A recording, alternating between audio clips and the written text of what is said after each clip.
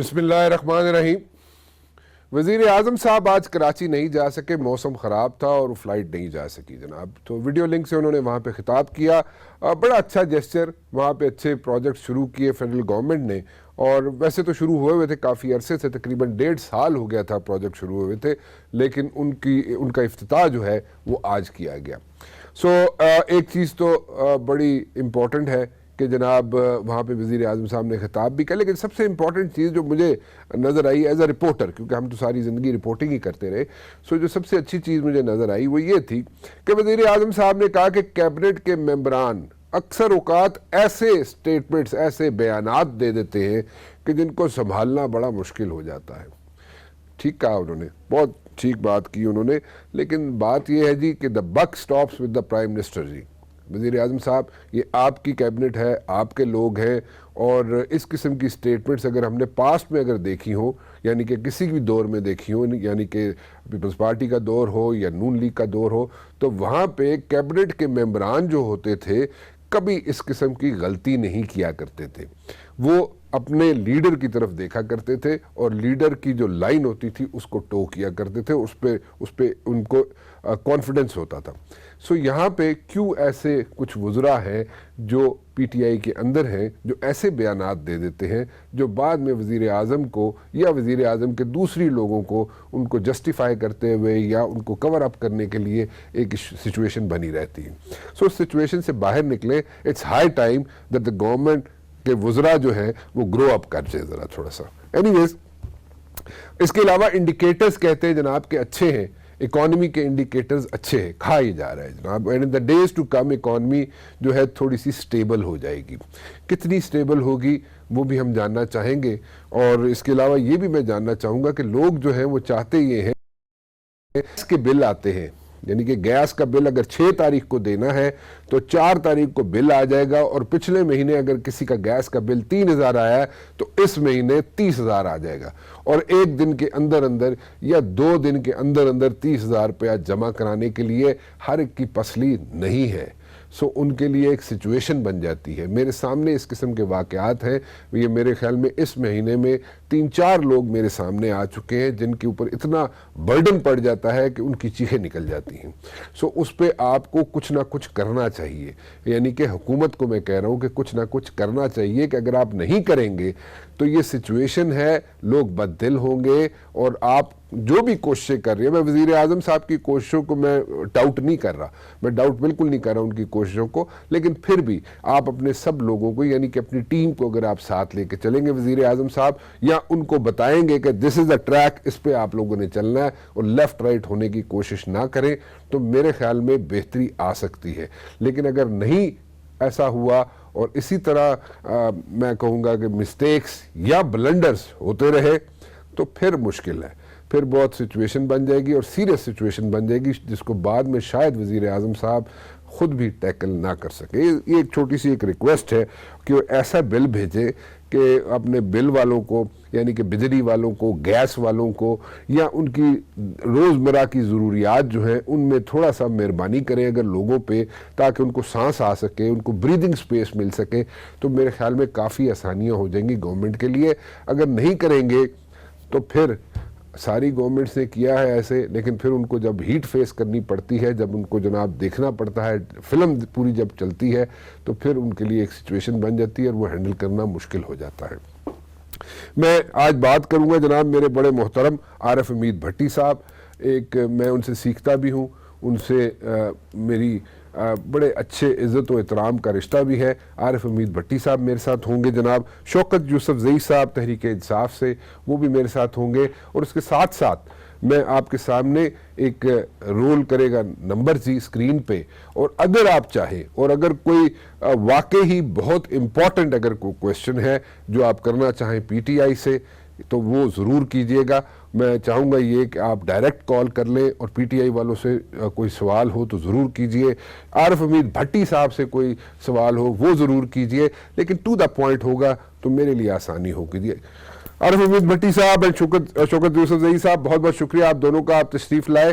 कैसे आप दोनों, ठीक है? जी अल्हम्दुलिल्लाह, बहुत शुक्रिया सर। भट्टी साहब आप किधर चले गए थे? मैं तो ढूंढ ढूंढ के थक गया आपको। नहीं नहीं नहीं, मैं सर एक मीटिंग कर रहा था, मैं आपके हुक्म के मुताबिक मीटिंग छोड़ के भागा हूँ। सर आपने बहुत अच्छा किया है, क्योंकि मीटिंग्स जो है ना वो वजीर आजम के कैबिनेट मेंबरान से भी करते हैं रोजाना, और उसके बाद फिर कुछ ऐसी स्टेटमेंट्स आ जाती हैं कुछ वज़रा की कि जिसको वजीर आजम साहब खुद कहते हैं कि उसको संभालना बड़ा मुश्किल हो जाता है। तो उस पर जरा कोई रोशनी डालेंगे आप? साहब ये मेरे जुड़े हाथ देखे, मेरे जुड़े हाथ देखे, मुझे वजीर आजम साहब के साथ ना मिलाए।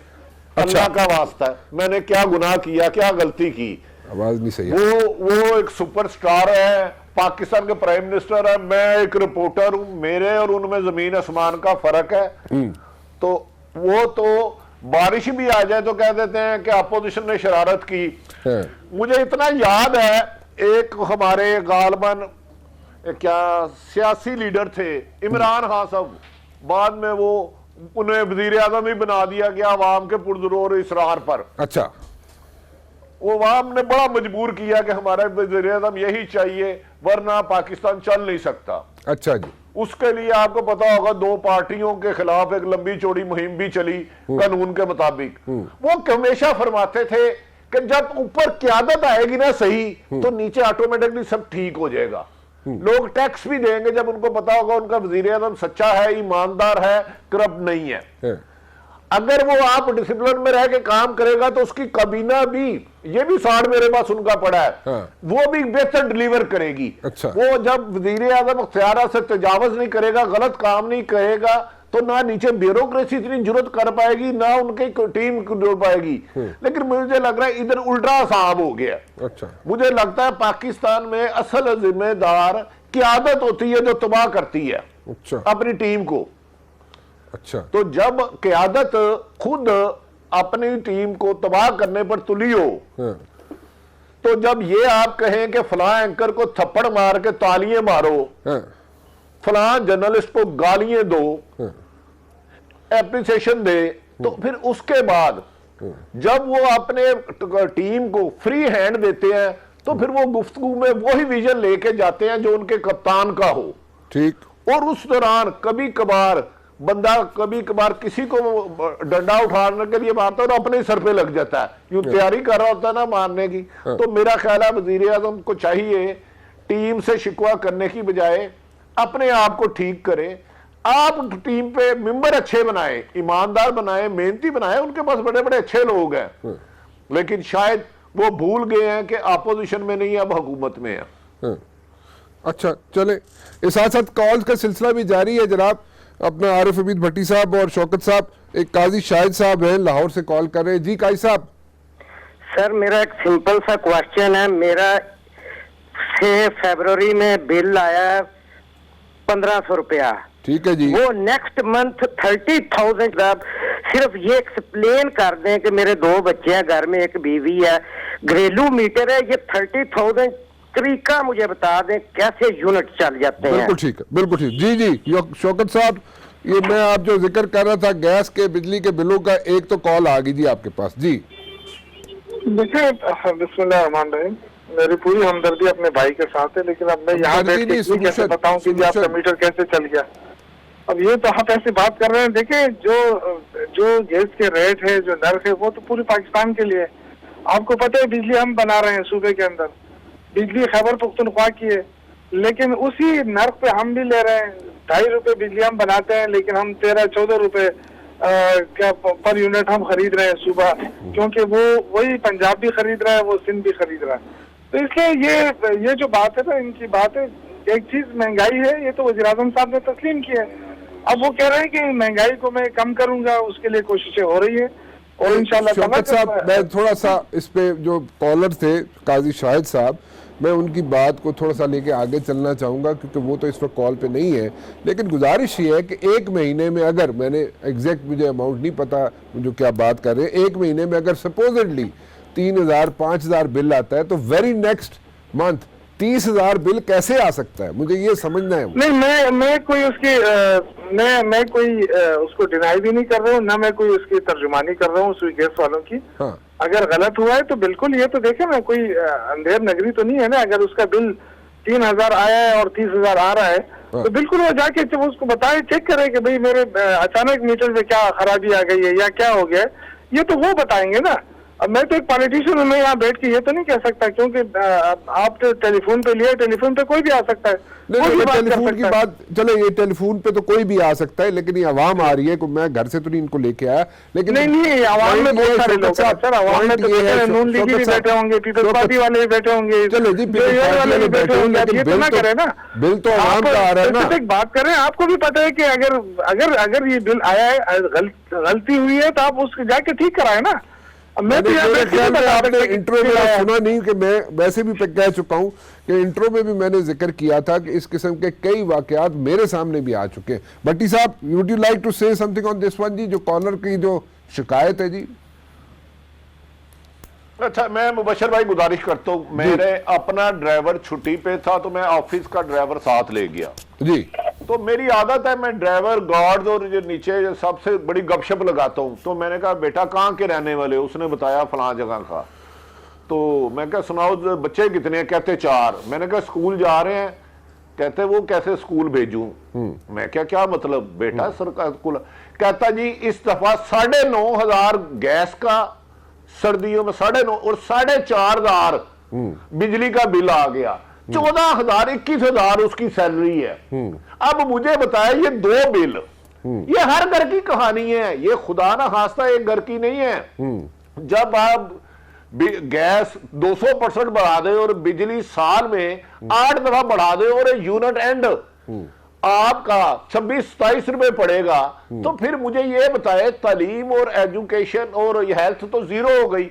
90% आप किसी उबर पे बैठ जाए, बाजार चक्कर लगाए, भाई आपका पहले पिछले साल साहब आपकी तरफ आ रहा हूं, बिल कितना आता था और आज कितना आता है, फर्क आपको साफ नजर आ जाएगा। इसमें इबहाम कोई नहीं है। सबको को पिछले सालों के भी बिल भेजे और इस साल के भी भेजे।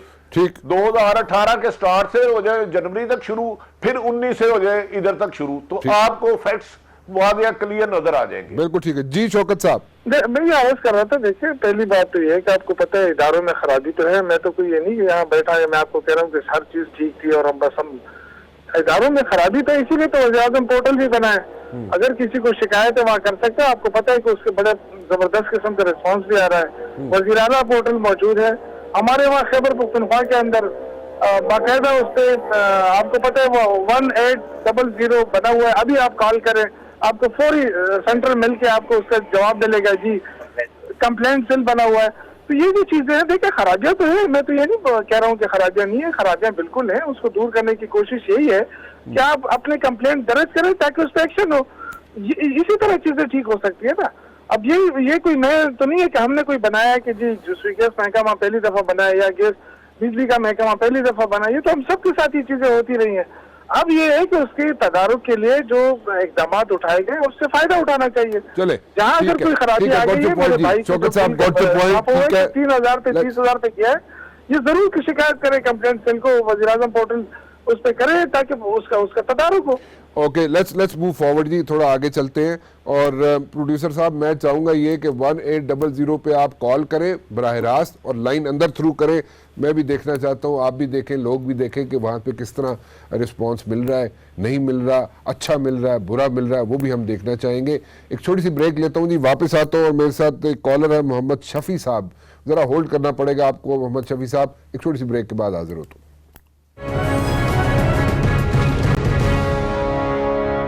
आरिफ अमीन भट्टी साहब मेरे साथ मौजूद है, शौकत यूसुफजई साहब मेरे साथ मौजूद है।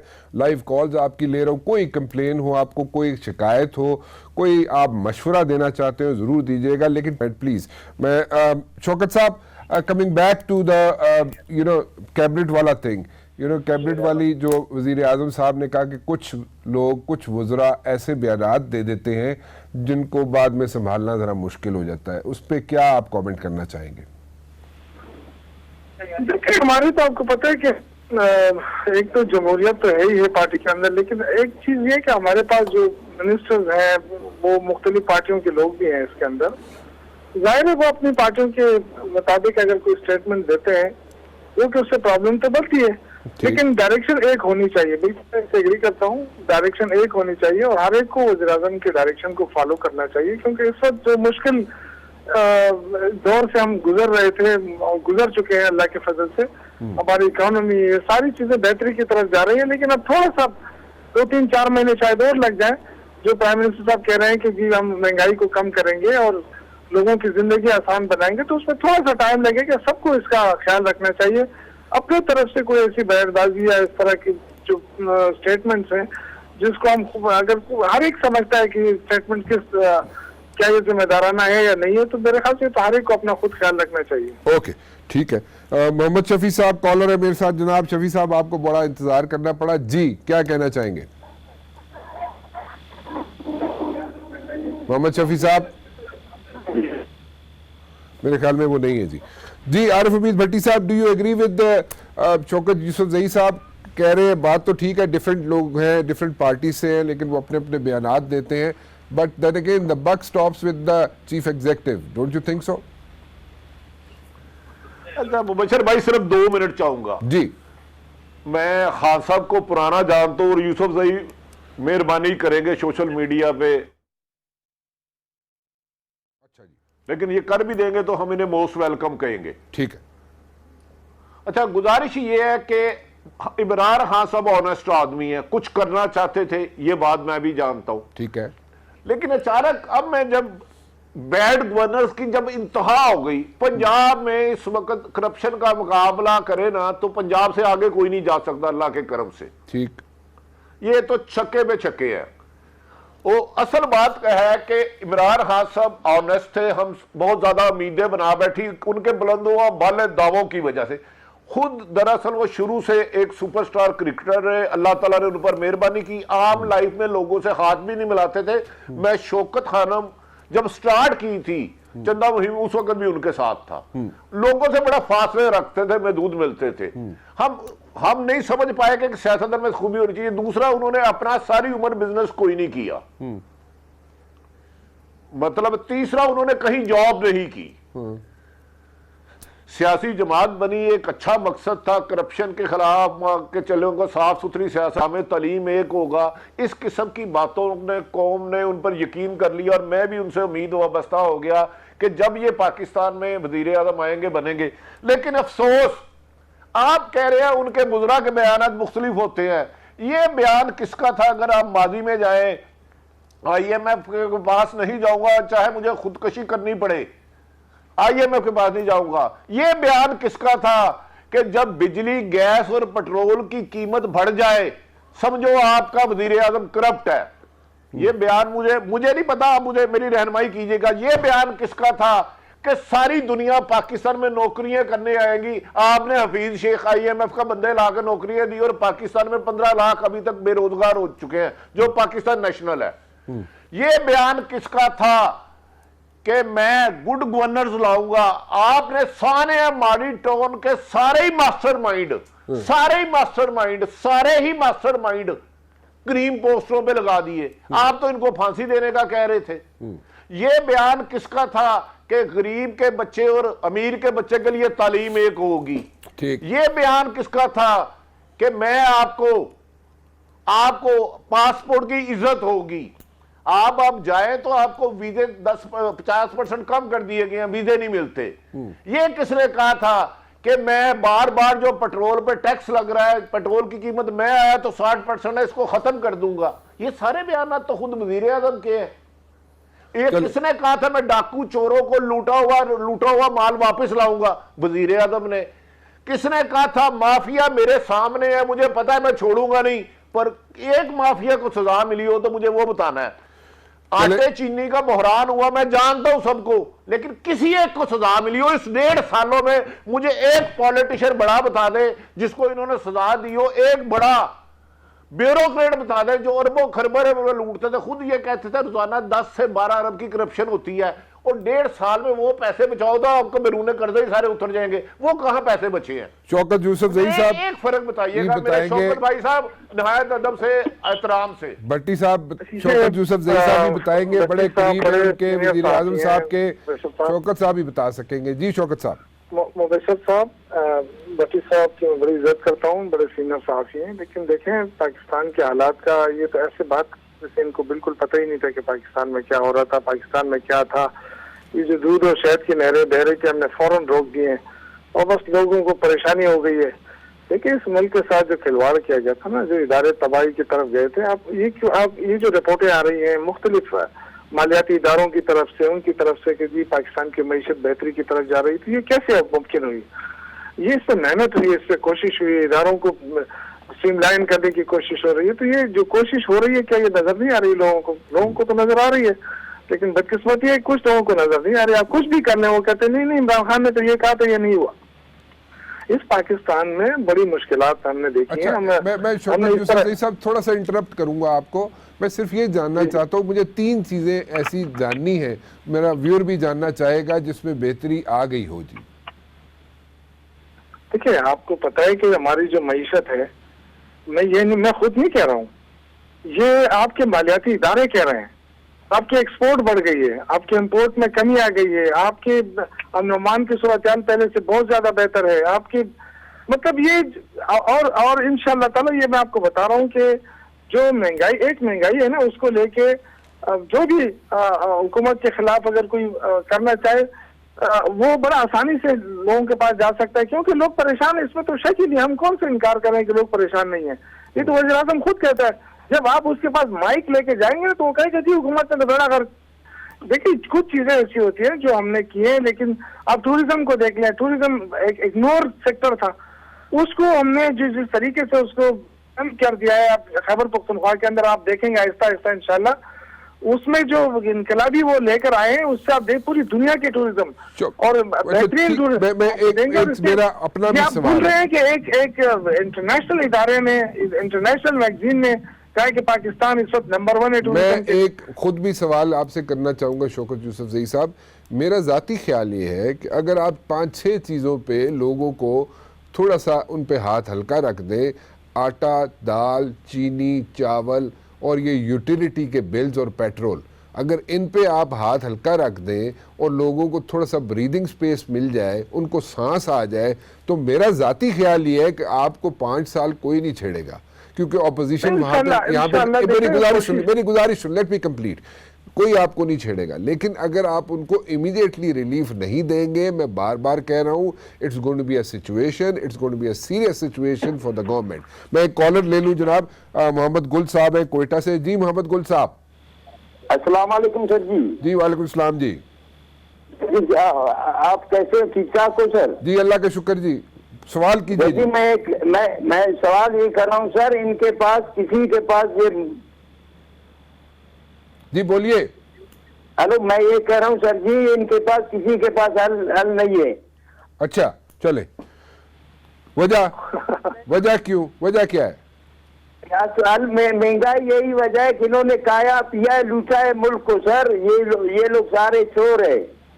चले ठीक है, ओके चले जी। वो कह रहे हैं जी हल है ही नहीं इनके पास। भट्टी साहब, वो एक कॉलर है कोयटा से मोहम्मद गुल साहब, वो कहते हैं जनाब के इन लोगों के पास हल नहीं है, लेकिन जो पीछे होता रहा है, ज़रा भट्टी साहब उसको भी जहन में रखिएगा। इस हुकूमत को तो बिल्कुल क्रिटिसाइज़ करें, ज़रूर करें, और लेकिन पीछे जो हुकूमतें करती रही है उनको भी ज़रा मद्देनज़र रखिएगा और फिर इनपुट दीजिएगा भट्टी साहब। अच्छा, मैं मुबशर साहब, मैंने कोई कमो बेशतर 10-12 हुकूमतें आती और जाती देखी। बिल्कुल ठीक है जी। 2008 का मैं इलेक्शन आपको ले जाता हूँ जी। इसाक, पीपल्स पार्टी की हुकूमत आई, इसाक डार फिनांस मिनिस्टर बने। ठीक। उन्होंने कहा तबाह हो गई पूरी की पूरी माशी, ये तो डूब गई, पाकिस्तान डिफॉल्टर होने वाला है, मैं अभी छोड़ कर जा रहा हूँ। मिनिस्ट्री छोड़ दी, आपको याद होगा। जी जी जी बिल्कुल बिल्कुल। पीपल्स पार्टी के दौर में नून लीग ने ली। ठीक। उसके बाद 5 साल वो भी चला ये मुल्क, 5 साल फिर पीपल नून लीग की हुकूमत आ गई, 5 साल वो भी चला। 91 की एक अखबार की कटिंग मेरे पास है, मैं आपको भेजूंगा, नवाज शरीफ का बयान के 1 साल मुझे हुकूमत मिले तो मैं तकदीर बदल दूंगा। बिल्कुल सही है। दर हकीकत शौकत साहब को तो कहते हैं ना हमें इनके अच्छे काम नहीं नजर आते, मैं इनके अच्छे काम गिनवाना नहीं चाह रहा आज, लेकिन मैं सिर्फ ये गुजारिश कर रहा हूं, सिर्फ ये मेरे मोहतरम जाएं 18 की जनवरी के बिजली के रेट निकाल लें, गैस के रेट निकाल लें, पेट्रोल के रेट निकाल लें। जब बिजली, गैस और पेट्रोल की कीमत में इजाफा होगा, रोजमर्रा की हर चीज में इजाफा हो जाएगा। मैं और आप शायद बिल दे दें, लेकिन खुदा की कसम अपना जो ये आपके सामने कैमरामैन है, मेरे सामने कैमरामैन है, इनसे पूछो सैलरी कितनी है, घर का किराया कितना देते हो, और ग्रॉसरी पहले ये 2000 में ले आते थे, अब वो 5000 पे पहुंच गई है। हम क्यों नहीं ये सोचते कि इस मुल्क में फिनांस डिपार्टमेंट के मुताबिक 80% लोगों की इनकम 25,000 से कम है। 25,000 से कम वाले के बिल 5,000 आ जाए, गैस का 5,000 आ जाए, बिजली का, वो तो फाकों पे भी आ जाएगा, वो तो फाकों से भी आगे गुजर जाएगा। आप क्या सबने जो वादे किए थे। दूसरी बात जी, हम पे कर्जे बड़े हैं, हम पे कर्जे बड़े हैं। और भाई जो कर्जे हमेशा मुल्कों को मिलते हैं, शख्सियात को नहीं। पहले जो पीपल्स पार्टी को कर्जे मिले थे तो नून लीग ने आके उतारे, अब नून लीग ने मिले ये उतारे। जो पीटीआई हुकूमत ले रही है, जो अगली हुकूमत आएगी, क्या वो ये कर्जे नहीं उतारेगी? इनकी हुकूमत 100 साल रहते हैं। मैं ये नहीं कह रहा कि जा रही है ना जाएगी, क्योंकि पीछे पिलर बड़े तगड़े हैं। हालांकि पिछले दिनों गर्मी सर्दी हो भी गई थी, एक बात पे पिलर हिलने लगा था, छत डगमगाई, लेकिन छत ने अकलमंदी की, जाके पैरपुर फद ली है। खैर वो तो एक लंबी बात है। मुझे बताएं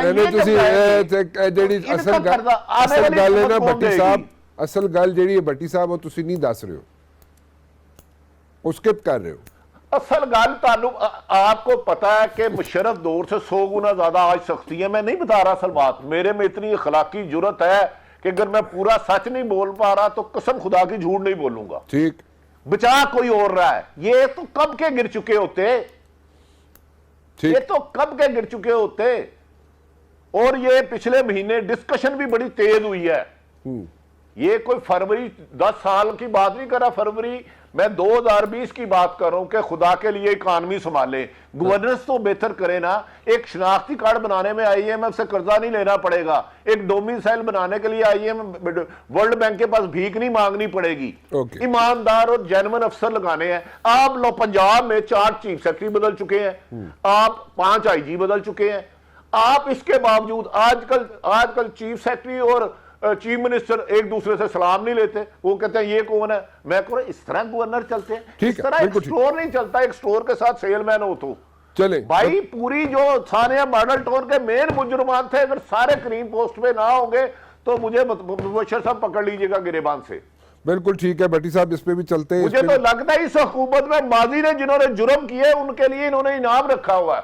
वो ताहिरुल कादरी साहब भी इस चीज़ को जनाब पॉइंट आउट कर चुके हैं, जो कि पहले साथ ही होते थे, कंटेनर्स साथ साथ लगे होते थे, वो भी इस पे पॉइंट आउट कर चुके हैं। भट्टी साहब जो आप बात कर रहे हैं, एक छोटी सी ब्रेक ले लूँ, कंपल्शन है, वापस आता हूँ, लाइव कॉल्स भी लूँगा। भट्टी साहब आप भी साथ मौजूद हैं, शौकत यूसुफजई साहब भी मौजूद हैं।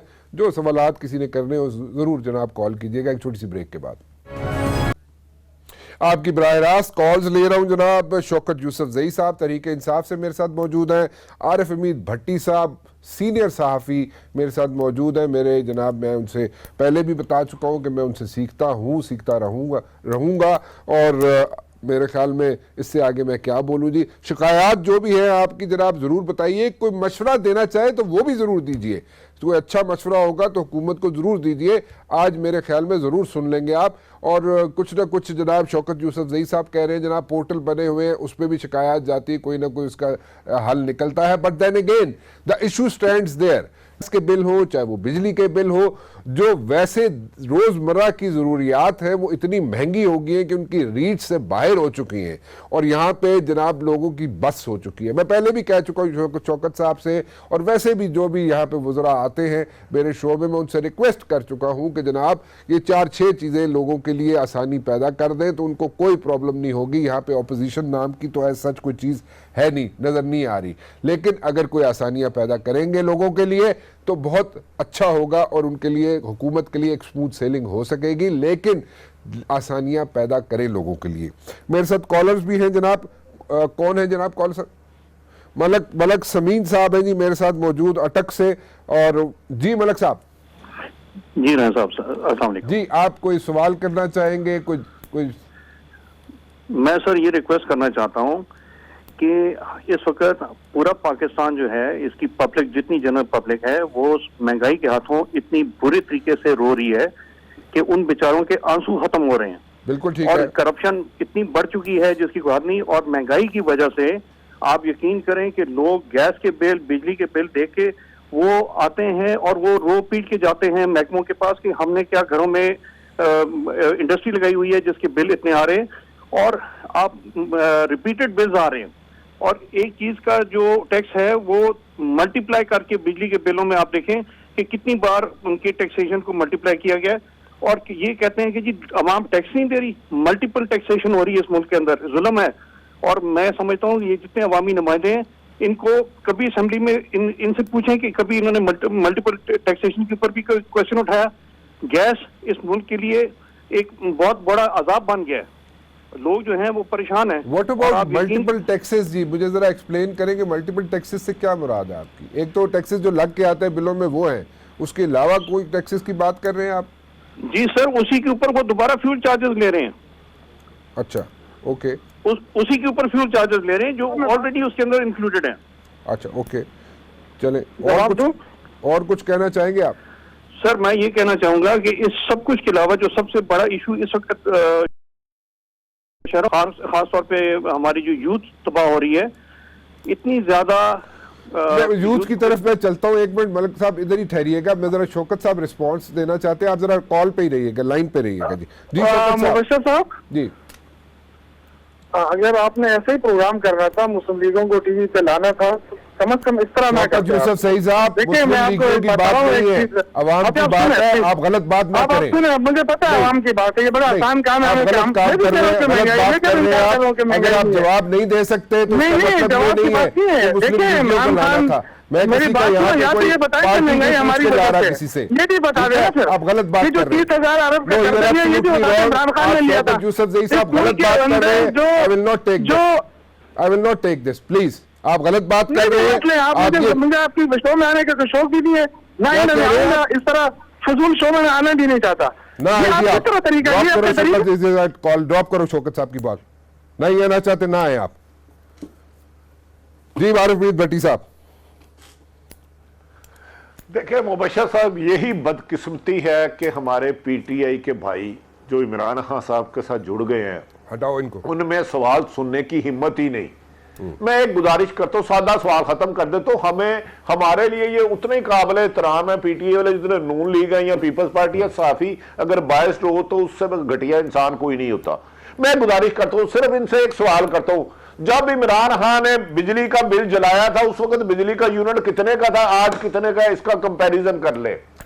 चंद दिन पहले मैं खोखे में चले गया जहां मजदूर खाना खाते थे जी, उस दिन मजदूर की दिहाड़ी नहीं लगी थी, वो खाना खा रहा था। मैंने कहा यार क्या खा रहे हो, गपशप लगाने लग पड़ा। 2 रोटियां कहता 22 रुपए की आई हैं, दाल की प्लेट कह रहा है 50 रुपए की आई है, और चाय का कप कह रहा 30 रुपए का आया। 100 रुपया एक बंदे का खर्चा, अगर उसके 4-5 बच्चे हैं, मुझे बताए वो कैसे जिंदा रहे। क्या वो सवाल भी ना करे कि यार ये महंगाई कम कर दो, रोटी 2-3 रुपए की कर दो? बिल्कुल सही। जब आप गैस की कीमत बढ़ाएंगे तो रोटी की कीमत बढ़ेगी, बिजली की कीमत बढ़ाएंगे, रोजमर्रा की एशिया कीमत बढ़ेंगे। नो पीपल की यही प्रॉब्लम है, जो सच बना लेते हैं। भाई हम इमरान खान साहब को कह रहे हैं आज भी ऑनेस्ट है, लेकिन उनकी टीम डिलीवर नहीं कर पा रही। बैड गवर्नेंस की इंतहा है, करप्शन अरूज में पहुंच गई है, और ये अपना आप ठीक करे।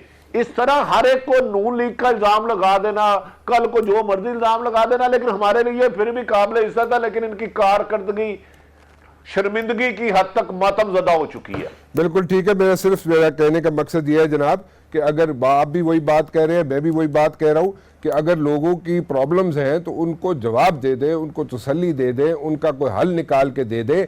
ये ब्लेम गेम से बाहर निकल आए। और मेरे ख्याल में अगर आप हल नहीं निकालेंगे, लोगों की शिकायत नहीं सुनना चाहते, इतना आपके अंदर दिल गुर्दा नहीं है कि आप लोगों की शिकायत सुने या सुनना नहीं चाह रहे आप लोग, तो फिर मेरे ख्याल में पॉलिटिशियन होना या पॉलिटिकल स्टेज पे बैठना बड़ा मुश्किल हो जाएगा। क्योंकि मैं बार बार कह रहा हूँ, पहले से कह रहा हूँ, और प्रोग्राम शुरू करने से पहले भी यही बात कर रहा हूँ कि जनाब आसानियाँ पैदा कर दे आप लोगों के। इमरान खान साहब की नीयत पे किसी को शक नहीं है, इमरान खान साहब काम करना चाहते हैं, लेकिन फिर भी अगर आप लोगों के पास हौसला ही नहीं है सुनने का और शिकायत सुनने का हौसला नहीं है या उनको जवाब देने का हौसला नहीं है, तो वो पुरानी रट पे चलते वाली बात है कि जनाब ब्लेम गेम के बाहर अगर आपने नहीं निकलना तो फिर it's going to be a situation, वो सिचुएशन मेरे ख्याल में हैंडल नहीं होगी। भट्टी साहब बहुत बहुत शुक्रिया आपका, आप तशरीफ लाए। जिन कॉलर्स की कॉल नहीं ले सका मैं उनसे माजरत ख्वाह हूँ, और जिनके जवाबात नहीं मिल सके मैं जनाब माजरत ख्वाह हूँ, लेकिन मैंने आपके सामने भट्टी साहब को भी रख दिया, खुद भी आपके सामने हाजिर हूँ जनाब। अगर PTI वालों ने, शौकत यूसुफजई साहब ने कोशिश की कई सवालात के जवाब देने की, लेकिन किसी जगह पे आके यानी कि आखिरी कॉल पे आके उनके सब्र का पैमाना उनका भी लबरेज हो गया।